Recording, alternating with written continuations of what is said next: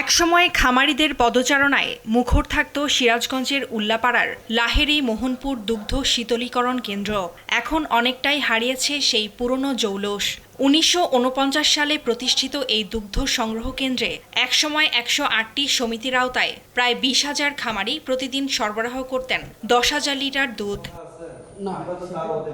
কিন্তু বর্তমান চিত্র একেবারেই ভিন্ন। সমিতির সংখ্যা কমে দাঁড়িয়েছে মাত্র ৩০টিতে।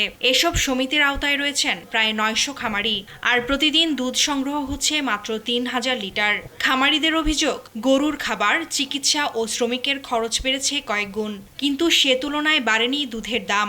ফলে মিল্ক ভিটার চেয়ে স্থানীয় বাজার ও বেসরকারি সংস্থার চিলিং সেন্টারে বেশি দাম পাওয়ায় সেখানেই দুধ বিক্রি করছেন অনেকে। বাজারের দাম, বাইরের দাম ৫০-৬০ টাকা দাম দেয়, আমাদের মিলপিটের দাম দেয় ৪০, ৪২, ৪৫। বাইরের দুধের দাম দেয় ৫০ টাকা, ৫৫ টাকা, আর মিলপিটে বর্তমান দুধের দাম দিচ্ছে ৪২ টাকা, ৪৫ টাকা। তাহলে এক বস্তা ভুসির দাম আপনার ২,০০০ টাকা। তাহলে ওই লোকটা ৪০ টাকা সের দুধ বেচে গরু কি খাওয়াবি কি আর উনি খাবি কি?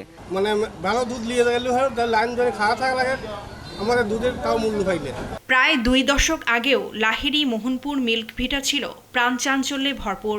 দূর দূরান্ত থেকে খামারিরা গাড়িতে করে দুধ নিয়ে আসতেন এখানে। তবে সময়ের সঙ্গে হারিয়ে গেছে সেই ব্যস্ততা আর ঐতিহ্য।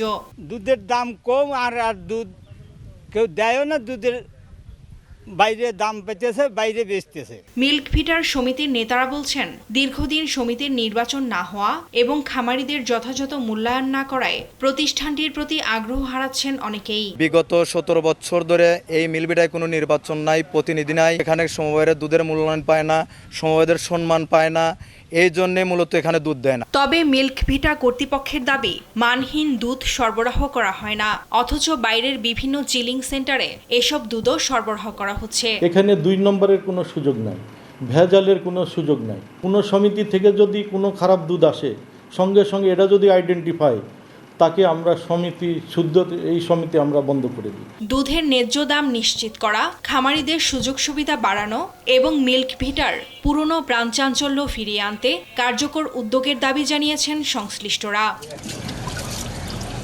ফারজানা আফরোজ টুম্পা, নিউজ ডেস্ক, দেশ টিভি।